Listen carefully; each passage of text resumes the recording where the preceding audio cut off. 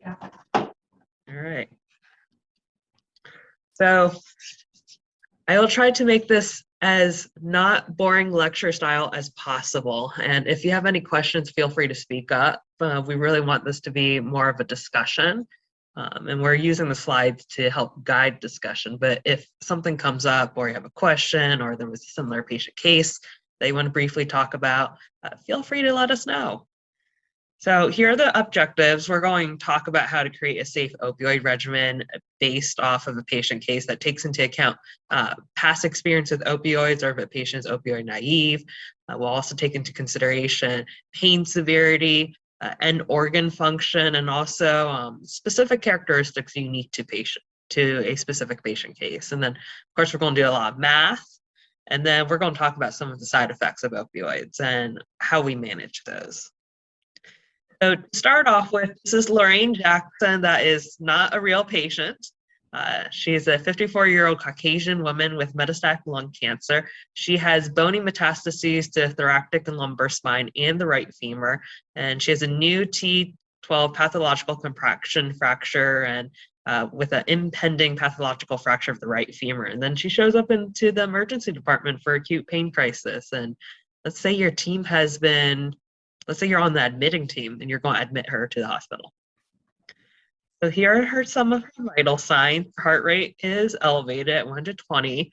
Her blood pressure is elevated as well at 178/98. Respiratory rate is 18.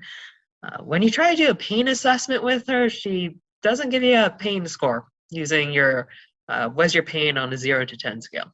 Sorry, no response on that. She is moaning and she is yelling out with the slightest of movements. All right. So you can probably guess based off of what we're going to talk about today, but what is your medication that you're going to grab for her? And I will wait in silence for a response. We could try some morphine. All right, morphine. Yes. So in general, when you have a patient with metastatic cancer, that has severe pain, you'll want to grab an opioid. If a patient shows up into the emergency department with very, very severe pain that's not responding to your non-opioid interventions, you'll also want to start thinking about grabbing an opioid. So here are the indications for opioid therapy as recommended by the World Health Organization. So moderate to severe pain that's unresponsive to other analgesics. Also, pain with severe functional impairment that is also not responding to other interventions, and diminished quality of life due to pain. And then, of course, if your patient has malignant pain, you can jump straight to opioids. All right. And don't worry about frantically taking notes. We'll happily send the slide deck to your chiefs at the end of this lecture. We have on here, though, some initial opioid doses for people to think about. It may be lower than what you're used to seeing, depending on the patient population you treat. We based these initial doses for you based off of the patients we frequently see in palliative care, which typically are on the more frail or elderly side. I generally tell people, though, that once we teach you the math on how to convert between opioids, most people will start opioids off at oxycodone 5 to 10 milligram doses. And then once you know how to convert between the two, if you need to start like IV morphine, I encourage people to think about, well, if you're going to start oxycodone 5 on this patient, what would be the mathematically equivalent dose of IV morphine? So that's one way for you to think about in terms of what opioid dose do I start with.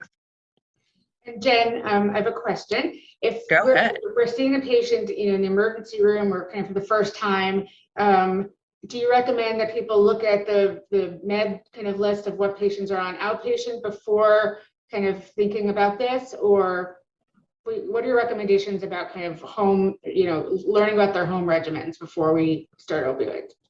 So, fun fact for all of you that are going to be practicing in the DC, Maryland, and Virginia area is that you should have access to CRISP, and CRISP should be connected to the prescription drug monitoring program. So, for any patient that comes in with pain, you want to first figure out had they been taking something for pain medication. Even if patients don't have opioids at home, they should have access to sort of over-the-counter medications. I will admit that we've had a few patients in the emergency department that tell us that because of inability to access medications, they have turned to heroin and cocaine for pain management. So if you have a positive urine drug screen, we always ask, tell us more about why you're using this. And we have a surprising number of cancer patients that use it because they're trying to control their pain. Don't assume that a patient is opioid naive. Also, don't assume that a patient is opioid tolerant. Do investigative work. I know that Cindy, who is my partner pharmacist on the palliative care team, whenever we get a new consult, we're immediately checking CRIS, we're immediately checking the prescription drug monitoring program, and if we have follow-up questions, we're calling the patient's home, we're calling the patient's pharmacy to confirm. But these initial doses that you see here are for patients that have never had opioids before, are completely opioid naive. And if you can, always assume opiate naive unless you absolutely know otherwise, and kind of go low and slow. You can always titrate up. It's harder, to titrate down, and you don't want to get into a situation where you're narcanning people unnecessarily. So that's just general advice. And typically if a patient's in pain and you've given them too much opioids and you Narcan them, I would like to point out that they will likely wake up trying to punch you. I've seen that a few times. So another reason to be careful about how much opioids you give.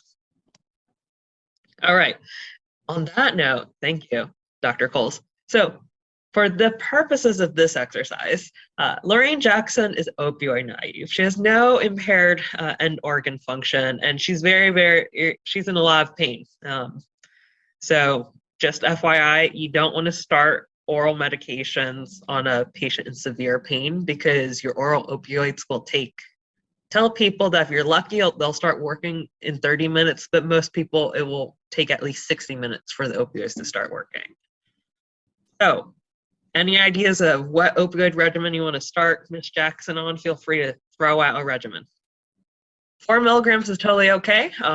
Personally, between myself and all the other different team members we have on the palliative care team, we usually give a range, but for this patient case, we said 2 milligrams, Q4 hours as needed.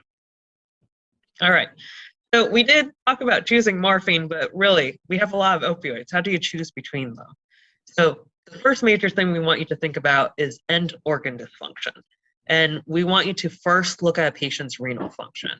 So morphine and hydromorphone have metabolites that are renally cleared that are neurotoxic. So if I have a patient with severe renal function and I start them on morphine, I can cause hyperalgesia, I can cause myoclonus, I can cause seizures, and yes, you can cause death in these patients. First thing you want to look at is renal function. If their renal function is poor, which I typically will say below a creatinine clearance of 30, then I want to avoid morphine or even tramadol. Now, if a renal function is below 60, I may want to start thinking about using oxycodone, hydrocodone, or even hydromorphone. And then if they are end-stage renal disease, not on dialysis, then I want to use fentanyl, which has 0 renal clearance. I would just add that sometimes I hear, well, someone's at end of life, so we really don't have to worry about the renal function. But patients I have seen on morphine drips at end of life who have kidney failure can have intractable seizures from neurotoxicity. So it is still not indicated. There are other options, and I think there's kind of a myth that morphine end of life, morphine drips end of life, but it really is still contraindicated with kidney dysfunction. Yeah, you don't really want to treat intractable seizures at end of life. It's very challenging. All right. For our patients with hepatic impairment, there are really no great options. We'll typically recommend that you decrease doses by 50% in mild to severe impairment, and then you'll want to consider having increasing dosing intervals. So instead of using Q4, we may use Q6-hour PRN dosing. And then for tramadol, please don't use tramadol at all for a patient with any hepatic impairment. Tramadol is a prodrug. So if you're going to give a prodrug to a patient with hepatic impairment, they're going to have no benefit. Morphine, hydromorphone, oxycodone, and fentanyl, we would be cautious about using in hepatic impairment. Most opioids go through the liver anyway. But if you have to choose one, if with normal kidney function and some hepatic impairment, Jen, what would be your kind of algorithm? I would choose morphine. So the first thing I'm wanting to think about is kidney function, okay? So if your patient has good kidney function, remember we talked about you could possibly use morphine, and we always encourage you to use morphine first unless there is a reason why you can't use morphine. Morphine is going to be the cheapest. It's also going to have the lowest street value, so you're going to have less likely experience of diversion with it, and insurance companies will not make you fill out a stack of paperwork if you prescribe morphine compared to the other opioids. And I know you guys are already really, really busy taking care of patients and documentation. You really want to avoid having to commit yourself to prior authorization paperwork that you don't need. After morphine and hydromorphone, I'll check the liver function, but generally speaking, the only time I will really care about liver function is if I need to use fentanyl. So first look at kidney function. If you end up needing to use fentanyl, then you want to start thinking about hepatic impairment, and then you'll want to be very conservative with how much fentanyl you're using. All right, other questions? Thank you, Dr. Coles, for the great questions. And by the way, we're gonna stop with plenty of time for questions. I'm asking questions that I may or may not know the answer to, just to help. All right. Now, Dr. Coles did mention about what happens if that patient has been on opioids before or has never been on opioids. So if I remember correctly, Dr. Coles, this is a definition people have to know for the boards. But opioid tolerant patient, as defined by the FDA, is somebody that has been on 60 milligrams of daily oral morphine equivalent for at least 1 week. All right. So for patients that have never had opioids or don't fit into this definition of opioid tolerance, do not start a fentanyl patch. Fentanyl patches have a black box warning that says only for opioid tolerant patients. All other long-acting opioids technically don't have the same warning, but we encourage you to be cautious about doing that. You may see that some of the patients that you are caring for that are also followed by palliative care, we may start a long-acting opioid before a patient is fully opioid tolerant, but that's because we're doing a lot of math and we're predicting and understand what the trajectory is moving forward. So we are more comfortable and we have specialized training in terms of starting long-acting opioids on patients that are considered technically opioid naive.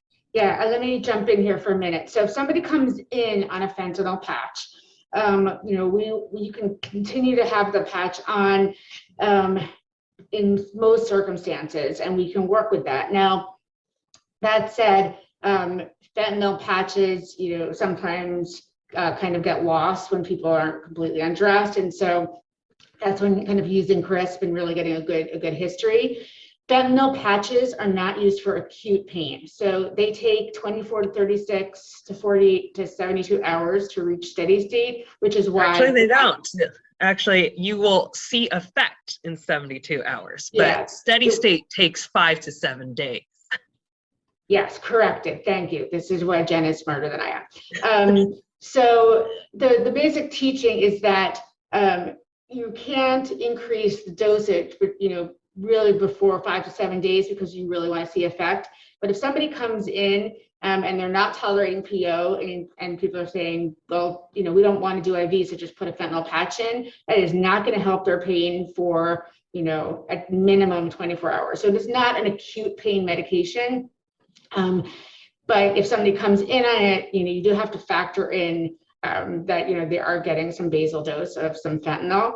I also just want to just do one clarifying thing that I saw a patient last weekend that was started, an opiate naive patient that was started on admission on OxyContin 10 twice a day with PRN, like 10 of oxycodone.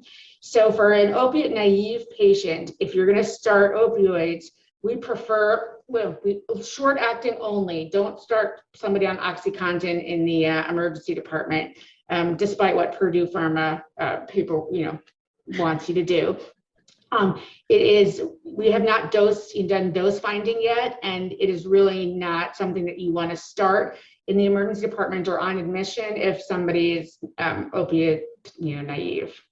Is that surprising? I just want to pause for a second because this is not to call out anybody, but I've seen it now twice, and it's really, really unsafe. So I just want to know if is that surprising for you guys to hear?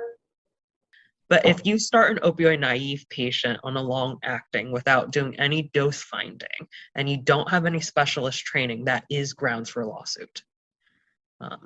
So that is just something you want to think about.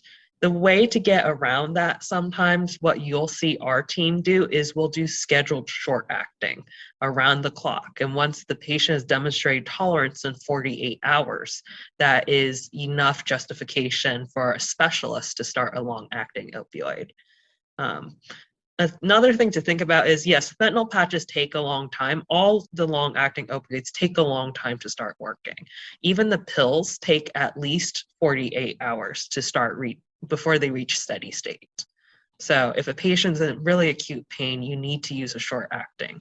If they don't have oral access, then you have to use IV access.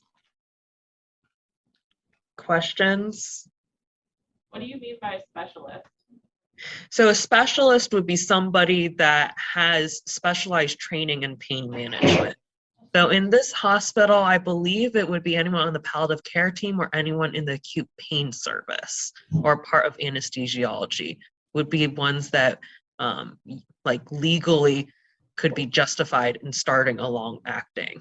Now that's there are patients who can be started on long acting as long as we have somebody who's going to follow them. So if you have a patient that's seen by Dr. Marshall or one of the oncologists, all the oncologists know how to do this. So it would just be important to coordinate, even if palliative care or APS is not involved, if somebody's on, oxycodone 5Q6, they're doing fine, they can take PO, they're going to have cancer-related pain indefinitely. You need that you're coordinating with the oncologist who's going to be following them and then kind of rewriting the prescriptions that, so you can start long acting, but just coordinate with the person that's going to be following them as outpatient, usually oncology or kind of, acute pain. You just have to have an outpatient plan. Does that make sense?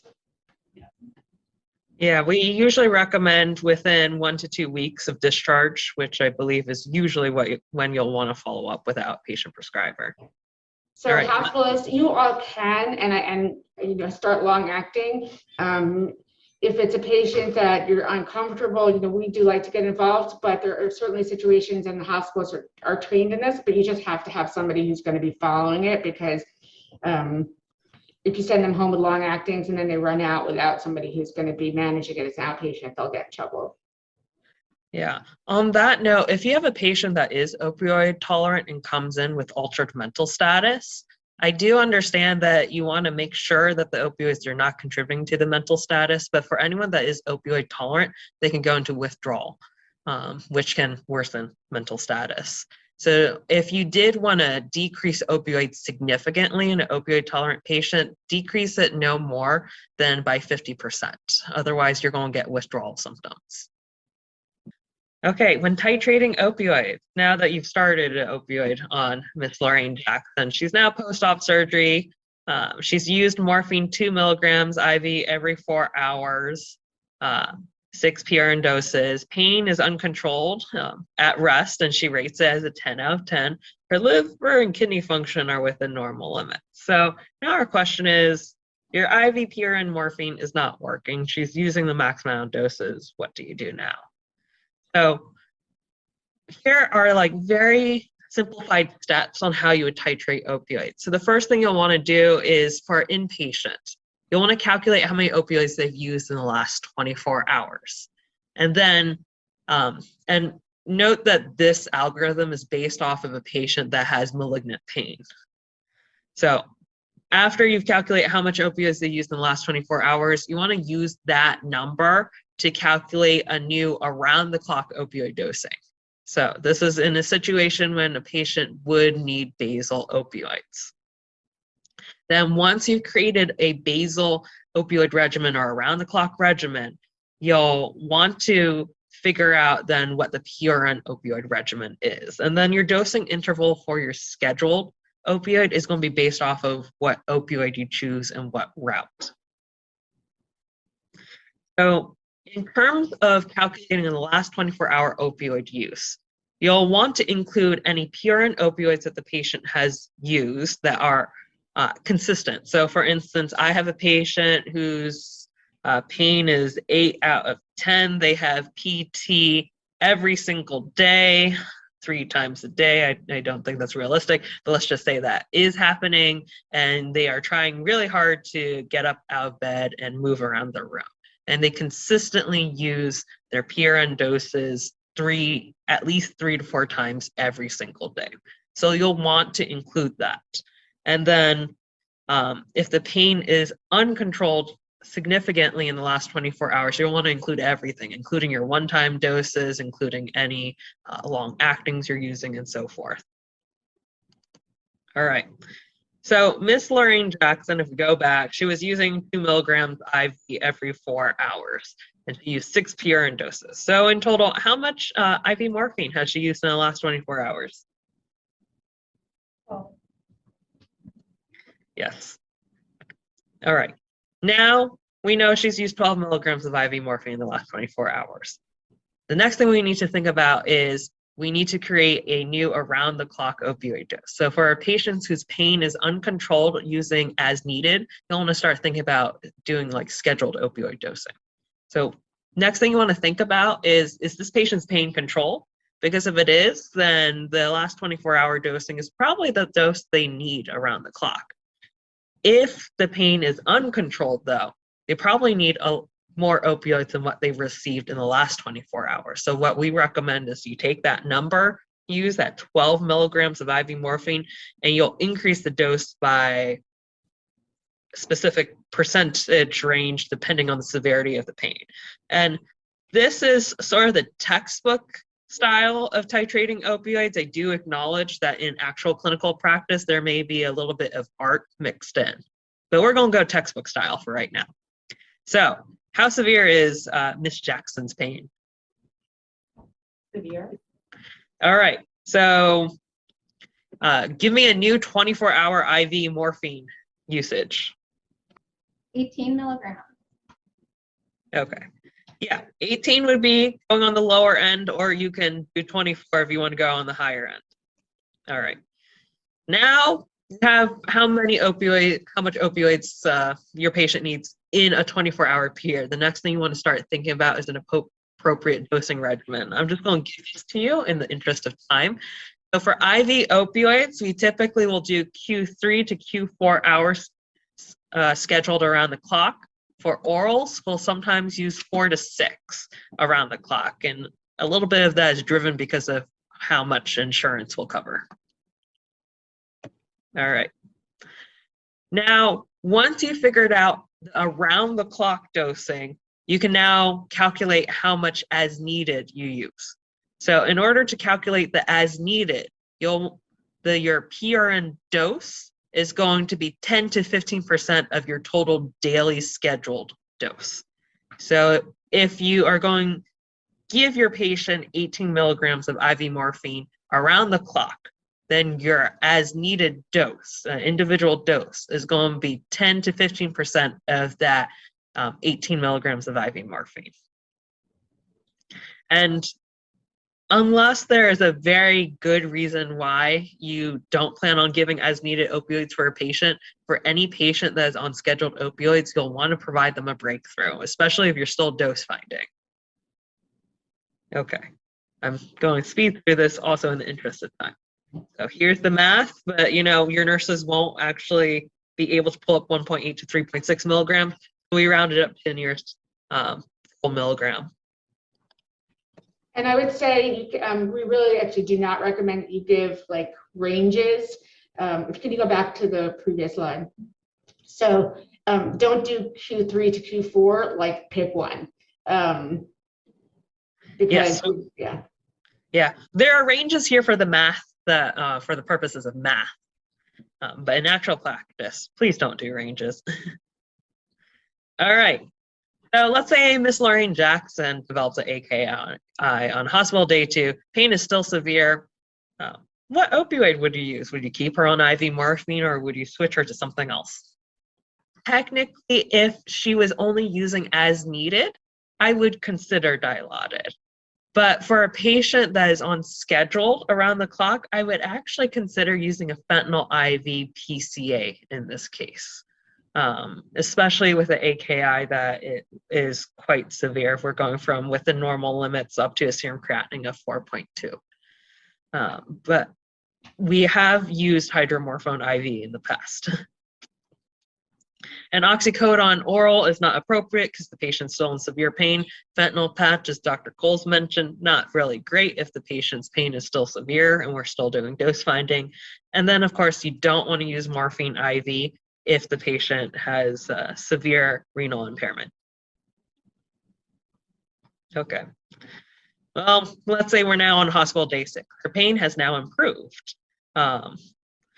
Or rather, her renal function has improved. Her pain is now well controlled on fentanyl PCA. The team has decided to switch her to oxycodone regimen. So I am going to go briefly over on how to use or how to interpret a PCA report. So this is an example PCA report. In order to find a PCA report, I know there are various ways that people will try to calculate the PCA report, but to make your lives easy, we recommend you go to iView, and under iView, there is a PCA section. And we recommend you look in the last 24 hours of the PCA.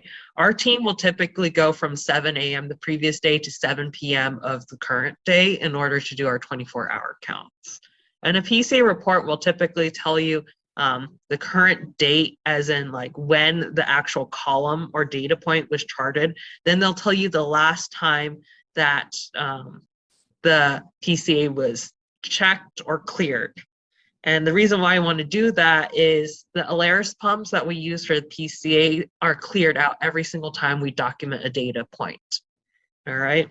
So if you're missing data points, you'll be able to tell by looking at the last charted time. The PCA report will then tell you what the current bolus dose is, what the lockout is, what the continuous rate is, what the hourly max rate is. What you'll want to look at is total delivered dose, and then a number of demands and the number of deliveries. If we see a mismatch in demands and deliveries, like there's a lot more demands over deliveries, our normal assumption is that the pain is uncontrolled.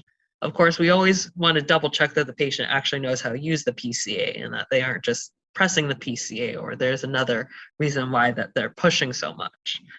And with PCAs, the way that PCAs are designed is that because of the way opioid side effects happen, somnolence and kind of unconsciousness precede respiratory depression.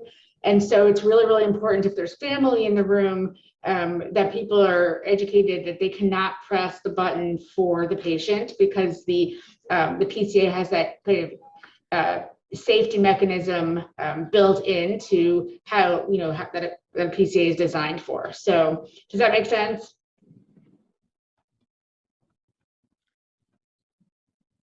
Yeah, and whenever we're in the room, if a patient looks like they're in pain, I usually encourage them to push their PCA, or if they don't want to move, I'll ask for permission. I need a verbal okay from the patient before I hit the PCA for them. So the patient needs to be conscious in order to get a PCA dose. All right. So I'm not going to make you do math.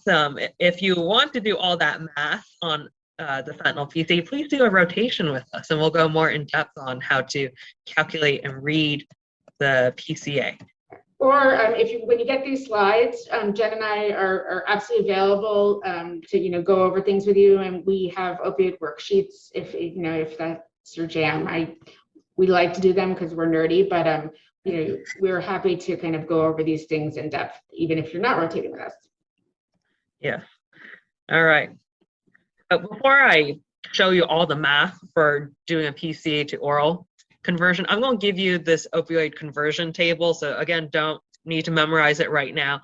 I will want you to remember, though, that opioid conversion tables have to go through each institution's P&T committee. Okay, so let's say you end up going to VA hospital, they're going to have a completely different opioid conversion table. There's no universal, no national, no federal conversion table. It's all dependent on what the P&T committee has decided based off of literature review. This one just happens to be the most updated one that is used in the MedStar system and has been approved by palliative care and anesthesiology. Okay.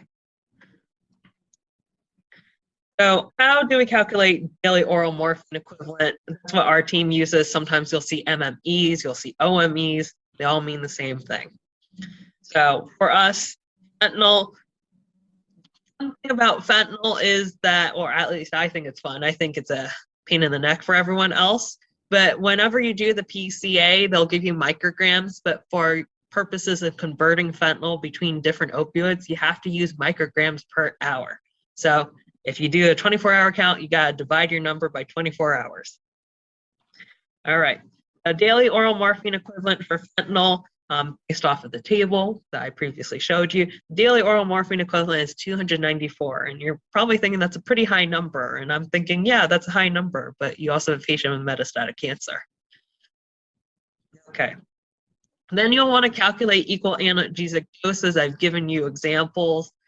I typically don't tell people exactly how to convert because I know my brain is wired a little bit differently. I know Dr. Coles does it a little bit differently, but as long as you're able to do the math correctly, we're not going to be fussy on if you do a picket line or if you're doing X's and or how else you are calculating it out. So for the purposes of this 294 milligrams daily oral morphine equivalent is approximately equal to 235 milligrams of oxycodone. And then usually, remember how we talked about if we're titrating up an opioid dose and we're going to calculate a new around-the-clock opioid dose, we need to figure out if a patient's pain is controlled or uncontrolled. It's going to be a little bit different when you're converting between opioids and not across routes, but between actual different opioids. So opioids have some level of cross-tolerance because most of them are chemically similar to each other. So for most opioids that you're going to calculate conversions for, if a patient's pain is uncontrolled, you're going to use the calculated dose. Now, if the patient's pain is controlled, though, you're going to want to decrease your calculated around-the-clock dose because of cross-tolerance. Now, we don't reduce for cross-tolerance when we involve fentanyl because fentanyl is completely different as a chemical compound. It has a completely different chemical structure. So there's actually no cross-tolerance that we're worried about. And if there was cross-tolerance that you are worried about, the conversion ratio for fentanyl is very unique compared to all the other opioids. And it's also one of the reasons why if we ever start methadone on a patient, the conversion factor is very, very complicated. It doesn't make sense because methadone is its own unique opioid and chemical structure. And I just want to point out, when you get the slides, we did not reduce for cross-tolerance for this particular math because we were calculating from fentanyl. Okay. Cross-tolerance is something that people are sometimes confused about. Jen, can you just do a quick definition of what that is? So cross-tolerance is this idea of you have some level of tolerance already, or rather, how should I say this? So if a patient is on an opioid regimen, you're going to have some level of tolerance. And then when you convert a patient over, they may have new increased sensitivity because the chemical structure is similar, but not 100% similar. So your body recognizes it as, oh, it's a new drug. We may be a little bit more sensitive. So you use the dose in order to take into account this newfound sensitivity to a different opioid. And we care about cross tolerance for opioids because most opioids have the same base chemical structure from opium. Your new synthetic opioids are like fentanyl or sufentanil or whatever they have on the streets or in anesthesiology these days. You don't worry about cross tolerance because it is a completely different base chemical structure. Point is, one of the reasons why we'll sometimes rotate opioids is because we think a patient has tolerance. So when we rotate opioids, we expect patients to have improved sensitivity. So in terms of managing pain, though, in a patient that doesn't have full tolerance to opioids, you would expect patients to be more sensitive to the opioids, so you want to reduce the dose. How did I do, Dr. Coles? That was amazing. I mean, I have to say it took me a while in fellowship till I really understand what they were talking about. People would talk about cross tolerance and I'd like nod my head and pretend I knew what they were talking about, and I didn't for a long time until I got brave enough to ask. All right.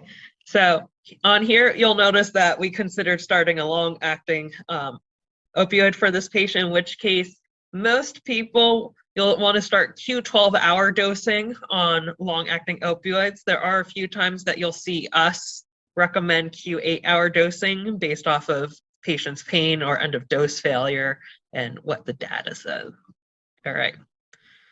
Also, again, safety tip, you can't take back what you've already given. So if you're going to start a long-acting opioid and you calculate a range, go with the lower end of the range and titrate up. And then again, calculating a PRN dose is exactly the same as before. All right. Some quick opioid pearls before we go more into Q&A is, number one, you schedule opioids when the patient has constant pain, okay? One of the reasons why we will use long-acting opioids is that it creates more level pain, so patients don't have these spikes. Also, if your patient is still trying to do things during the day or sleep through the night, long-acting formulations are more effective. And if a patient complains about somnolence with like the short-acting doses, long-acting formulations may blunt some of that because it's a level dose. Your patients feel somnolence because they hit that high peak whenever they get that short-acting.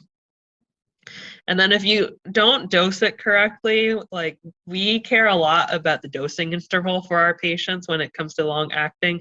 You can get, and also for short acting, you can get a lot of fluctuating opioid levels, which then leads to this weird fluctuating pain pattern.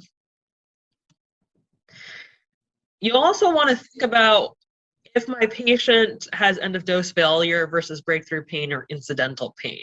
For non-incidental pain, we'll typically focus more on adjusting the long-acting or scheduled around-the-clock opioid. For incidental pain, we actually won't make significant changes to opioid regimen. What we'll recommend is preemptively dosing a patient. Like, for instance, patient goes down for radiation every single day at 10 a.m. We'll try to schedule like a short-acting opioid at 9 a.m. before they go down. And you want to do that because you already know that there's a trigger and the trigger is relatively short acting. So there's no need to increase the long acting or around the clock opioid just for a specific short acting trigger. And then these are 5 essential concepts that we want you to think about for opioids. Whenever possible, you want to give opioids by mouth. Also, if the pain is persistent, you want to schedule it around the clock. And just because we're talking about opioids doesn't mean that we want you to ignore the non-opioids. Always include non-opioids.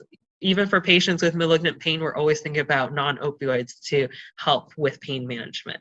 And then sometimes we talk about adjuvant pain medications or kind of opiate-sparing medications, and what we mean is, when we add non-opioids, sometimes we can actually decrease the amount of opioids used. Not always, but that's kind of what we mean by opioid sparing. And not only that, but opioids don't treat all types of pain. There's a lot of different types or characters of pain, and opioids don't work very well for some of them. So that's another thing we always think about. And then we did give you a range of starting doses, but always think about the individual patient and what they need. And then always remember that patients are always going to have total pain. They may have a lot, they may have a little, but there's always going to be something else that is not physical that is impacting pain. During the pandemic, it can be isolation, being stuck in a room, not being able to see their family. It could be about financial stressors. It can be about, I have no idea what diagnosis I have, or it can be that they're overwhelmed by a lot of things.